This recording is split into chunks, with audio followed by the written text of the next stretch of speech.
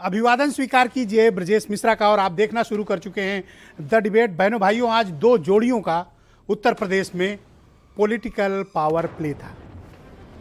पूरब में मोदी और योगी, गोरखपुर में एक बड़ी जनसभा, उर्वरक कारखाने का उद्घाटन, लोकार्पण, गोरखपुर में एम्स का लोकार्पण, रीजनल मेडिकल सेंटर्स का उद्घाटन और तमाम आधार शिलान्यास कार्यक्रम। और उस रैली के जरिए एक राजनीतिक संदेश भी दिया गया, लाल टोपी। तो लाल टोपी कहां थे? ये लोग थे पश्चिम उत्तर प्रदेश, एक्सट्रीम पश्चिम उत्तर प्रदेश के कैपिटल कहे जाने वाले गढ़ मेरठ में।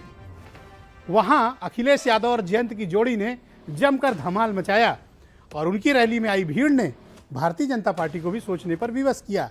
यानी उत्तर प्रदेश में, जैसा मैंने पहले कहा था कि चुनाव अब दो गठबंधनों के बीच सिमटता जा रहा है और आने वाला वक्त बहुत ही दिलचस्प होगा उत्तर प्रदेश के चुनाव में। आज हमारी चर्चा का प्रमुख विषय यही होगा।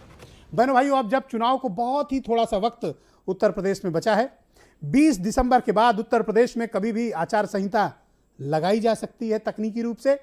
तो जाहिर सी बात है कि यह वक्त ऐसा है कि जब पॉलिटिक्स में बड़े प्लेयर्स पावर प्ले करते हैं। पावर प्ले पॉलिटिक्स में कब होता है? जनता के बीच जाकर होता है। जिसके साथ जनता है, राजनीति में सिक्का उसी का चलता है। और आज उत्तर प्रदेश की दो ताकतवर राजनीतिक जोड़ियों ने अपनी अपनी ताकत का प्रदर्शन किया। पहला प्रदर्शन गोरखपुर में हुआ, जहां प्रधानमंत्री नरेंद्र मोदी और उत्तर प्रदेश के मुख्यमंत्री योगी आदित्यनाथ अपने ताकतवर नेताओं के साथ, डिप्टी चीफ मिनिस्टर्स के साथ, प्रदेश अध्यक्ष के साथ गोरखपुर में वर्षों से बंद पड़े उर्वरक कारखाने का उद्घाटन, एम्स का उद्घाटन, लोकार्पण और तमाम योजनाओं का शिलान्यास।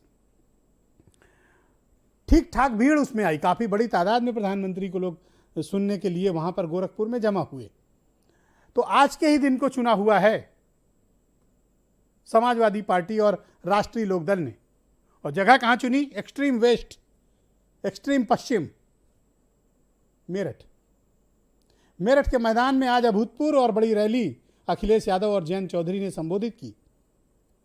अब तक इन दोनों पार्टियों के इतिहास की यह सबसे बड़ी रैली थी, जिसमें अपार भीड़ उमड़ी। भीड़ तो बेकाबू भी हो गई वहां कई बार, इतनी अधिक मात्रा में लोग आ गए। तो गोरखपुर से उठा धुआं और बात कहां तक आग पहुंची? मेरठ तक। आज एक दिलचस्प वाकया हुआ। सामान्य तौर पर प्रधानमंत्री राजनीतिक आक्रमण करने से इस बीच बच रहे थे, लेकिन आज उन्होंने कार्ड खोल दिया और कहा, लाल टोपी को रेड अलर्ट के तौर पर जोड़ा कि लाल टोपी मतलब अराजकता, लाल टोपी मतलब आतंकवादियों को छोड़ना, लाल टोपी का मतलब कि गुंडागर्दी, लाल टोपी का मतलब मनमाना और घोटाले करना। ऐसा प्रधानमंत्री जी ने कहा। जवाब उनको मिला कहां से? मेरठ से, कि यही लाल टोपी इंकलाब लाएगी। लाल का इंकलाब होगा, 22 में बदलाव होगा। यह नारा मेरठ से दिया गया।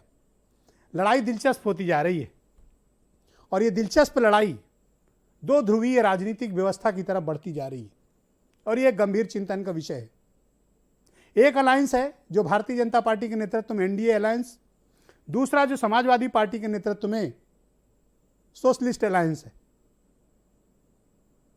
इस अलायंस, इन दो अलायंस के बीच जनता सिमटती जा रही है और जनता के पास भी विकल्प सीमित होते जा रहे हैं कि जमीन पर मुकाबला किनके बीच इस वक्त चल रहा है।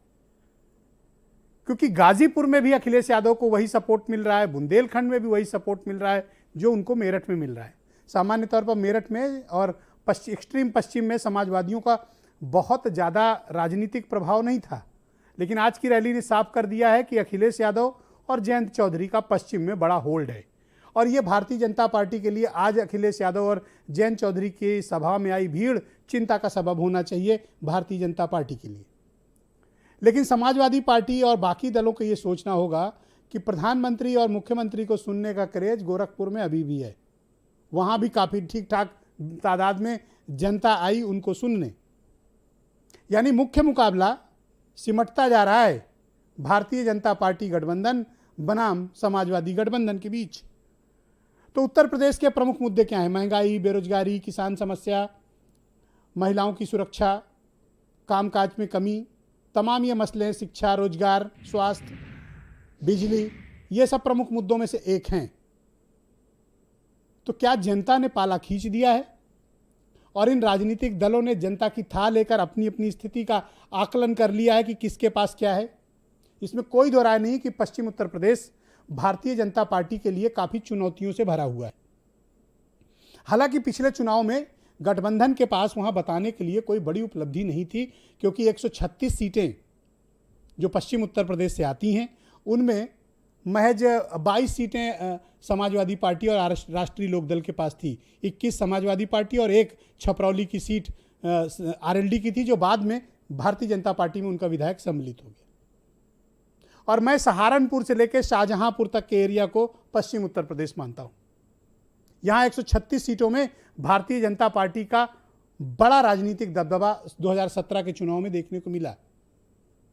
क्या बीजेपी 2017 के अपने प्रदर्शन को इस क्षेत्र में दोहरा पाएगी, या फिर किसान आंदोलन, राष्ट्रीय लोकदल के रॉकेट उछाल और अखिलेश यादव के करिश्मे के कारण बीजेपी घिर गई है पश्चिम उत्तर प्रदेश में, जो उसका बेस पॉइंट है? तो बीजेपी पश्चिम उत्तर प्रदेश में क्या करेगी? बीजेपी के पास फार्मूला क्या है? और समाजवादी पार्टी, राष्ट्रीय लोकदल अपनी बढ़त को कायम कैसे रख पाएंगे?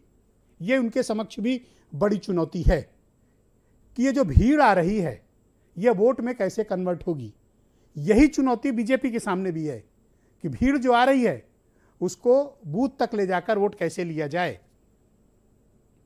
तो इस बार का चुनाव बहुत ही बहनों भाइयों दिलचस्प होने जा रहा है, और मैं आपको बता रहा हूं कि पिछले 22 सालों का सबसे दिलचस्प चुनाव इस बार आपको 2022 में देखने को मिलेगा, जहां पर मुकाबला आमने सामने का होगा। बाकी साइड रोल में आपको कई कैरेक्टर रोल में आपको कई पॉलिटिकल पार्टीज मिलेंगी, लेकिन मुख्य मुकाबले में ये पार्टियां तैयार हो रही हैं, इनकी सेना तैयार हो रही है, इनकी आयुध सामग्री तैयार हो रही है और इनके रिसोर्सेज भी।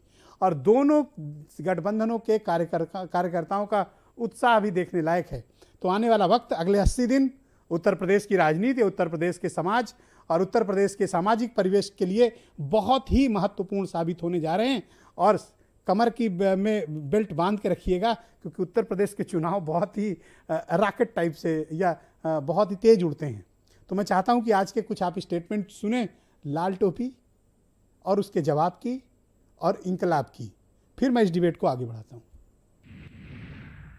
लाल टोपी वालों को सरकार बनानी है, आतंकवादियों पर मेहरबानी दिखाने के लिए, आतंकियों को जेल से छुड़ाने के लिए। लाल टोपी वाले यूपी के लिए रेड अलर्ट है, रेड अलर्ट, यानी खतरे की घंटी है। समाजवादी पार्टी की सरकार के समय तो अराजकता ही उसका पर्याय हो गया था। देश के अंदर एक नारा चल पड़ा था, जिस गाड़ी में सपा का झंडा समझो होगा कोई जाना पहचाना गुंडा। ये सच्चाई है कि आज जब चुनाव आ रहा है तो इनके नेताओं की भाषा बदल रही है, और भाषा बदलने से ये चाहते हैं कि समाज में खाई पैदा हो, तो जो खाई पैदा करने वाले वही भाजपाई हैं। ये शुभ संकेत है। उत्तर प्रदेश के नौजवान तरक्की चाहते हैं, नौकरी चाहते हैं, विकास चाहते हैं, यहाँ के किसान न्याय चाहते हैं। जिस तरह से हमने किसानों की लड़ाई लड़ी, 2022 का चुनाव किसानों के लिए करो या मरो का चुनाव है। तो आपने जयंत चौधरी को सुना, कंक्लूड उन्होंने किया, ये चुनाव करो और मरो का है, डू और डाई, जीतिए या मरिए। बात ठीक भी है उनकी, क्योंकि इन सब के पॉलिटिकल एग्जिस्टेंस का भी सवाल है। तो आज की डिबेट में भारतीय जनता पार्टी से अमित पुरी हैं।